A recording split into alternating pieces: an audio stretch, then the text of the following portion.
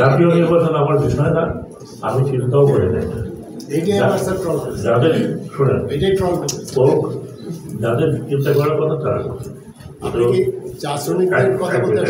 একটা election commission আছে, এটা তাদের দায়িত্ব, আমার দায়িত্ব না। আমার দায়িত্ব এখন আমি চা শ্রমিকদের নিয়ে আলোচনা করছি। আমি জানি আপনি এটা বলেন যে আমার দায়িত্ব, অফকোর্স আমার দায়িত্ব না হলে আপনারা এই মাঝখানে এইসব প্রশ্ন করেন, এটাও কিন্তু ঠিক না। বেতন ভাতা, বেতন ধরতে হয় কথা মাথায়। এখন যা আছে হয়তো যথেষ্ট নয়, হয়তো একটা এখনই বলতে পারবো না। এটা মালিক শ্রমিক মিলে বসে এটাকে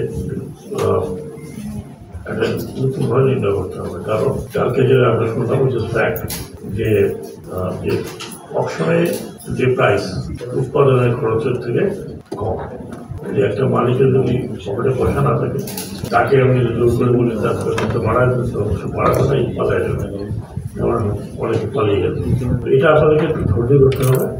কিন্তু মেন টাইম আপনাদেরকে নির্বাচনের ব্যবস্থায় যদি অব্যাহত থাকে এবং টিসিবির কথা বলেন, আমরা টিসিবি থেকে আপনাদেরকে আরও কিছু সস্তা পেতে পারেন, ওই ধরনের ব্যবস্থা করে